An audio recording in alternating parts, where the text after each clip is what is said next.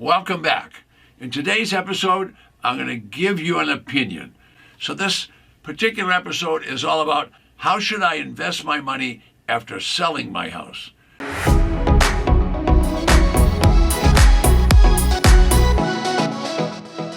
And we'll discuss it over the next few minutes, and I think you'll see a great way to put that money to work.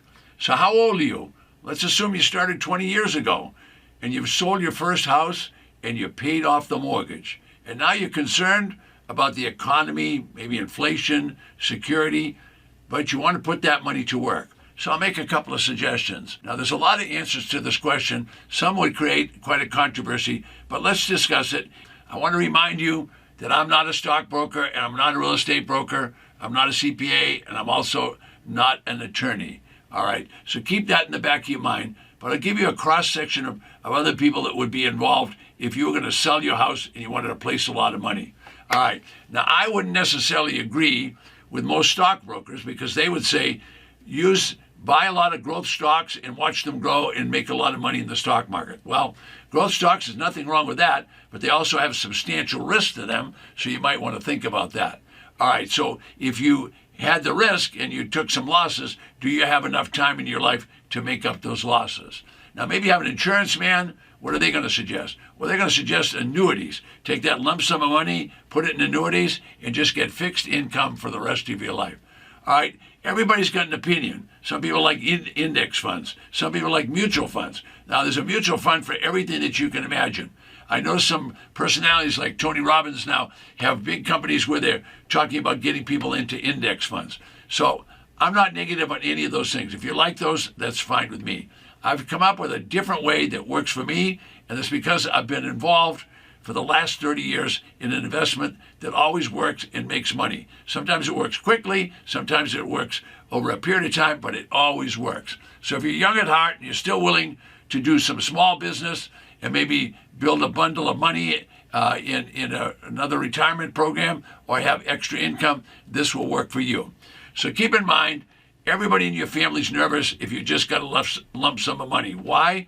Because they're planning to get that money. That's why. So they're going to be concerned about wherever you put that money. So know you're going to get some resistance if you're going to put it anywhere but put it in a bank.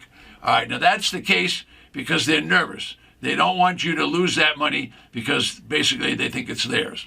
All right, so everybody has an opinion about money. It's kind of a national pastime. Everybody talks about it.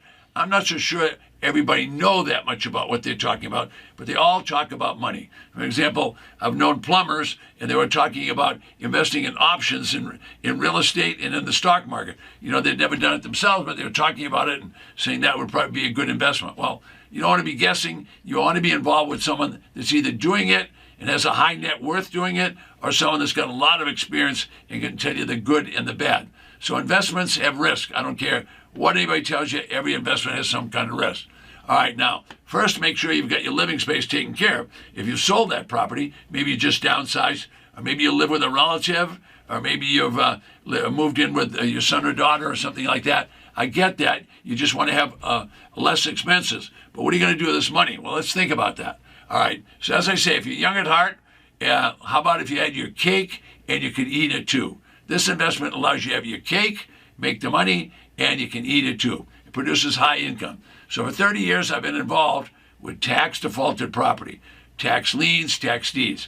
All right, now this is an alternate form of investment with real estate. It's alternative. It's not like regular real estate. Nationwide, there's going to be over 2 million tax defaulted properties every single year. Now that's a lot. Now this causes a lot of big problems for the counties. What problems do they have? Well, if the county doesn't collect property tax, what on earth are they going to do about paying county employees, school teachers, firefighters, police department? So they have to collect tax. So the local county, the legislature authorizes the county through the Board of Supervisors and the treasurer, they're authorized to levy tax, collect tax, and if they can't collect the tax, they confiscate the property and resell it. All right, now these properties are not county-owned properties. They were private property. The county doesn't want the private property. They don't want any property. They got enough now. They got everything from the roads to the schools to the office buildings. They don't want any more property. What they want is money. So what they do is they auction that property for basically the back taxes or something very close to the back taxes. Now, they were authorized to do that by the state law. The statutes of the state will tell them exactly what they have to do. All right, now they're going to sell this property. When they sell it, they're going to sell it for very close to the back taxes, 10, 20 cents, 30 cents on the dollar. Well, if you can buy properties at those kind of prices with no mortgage loan or deed of trust loan on them, you're going to have a lot of room between the price you purchased for and what you could sell it for. So, are these brand new pristine properties? No. Most of these properties have been slightly used and abused. So what we do is we buy those properties and we don't try to get retail. So if the competitive market, if the comparable market is 100,000, we're going to try to sell it at 60,000. If you're going to buy it at 60, you better buy it for 20 cents on the dollar. So that's what we do. We buy them low and then we sell them below the competition. And in many cases, we provide the financing. Now, why would you provide the financing? Because first you can make the margin between the selling price and the market, so you're going to make that's a generous profit, and then you can make another profit by selling and collecting installment payments. Now, what kind of interest rate would you use? Well, just think about that. You don't have to use 3 or 4% that the banks might be using. You could use 8, 10, or 12%. Anything that's legal, you could use. So let's say you use 10% financing. On 10% financing, you could double your money just on the financing. So you're getting the idea. So I recommend people think about that. I didn't say take your whole portfolio there, but if you got a large amount of money, you need to put it to work. At the bank, it's going to earn like 1%.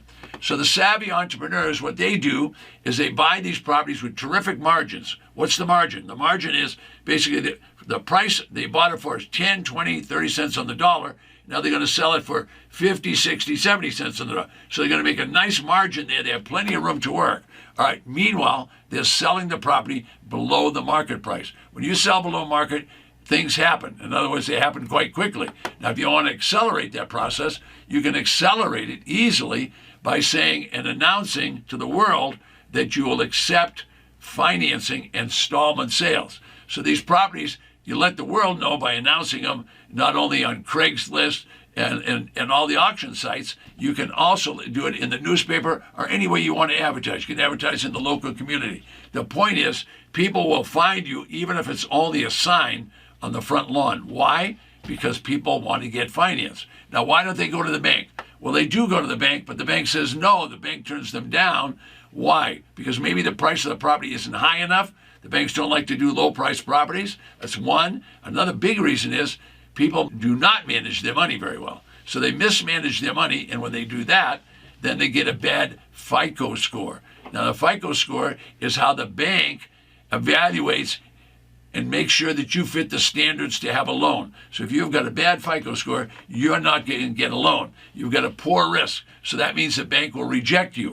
Well, these people will pay anything to get installment sales. Why? Because America buys on payments. What do I mean by that? You bought your car on payments. People buy furniture on payments. They buy their new boat on payments. They buy their jet skis on payment. They like to pay payments. Well, these people need a place to live, so they really need to get into a property, and they don't have a lot of money, but they sure can make payments because many of them still have good jobs. Some of them have longevity on their job. Some of them even have high-paying jobs. The point is the banks just won't touch them.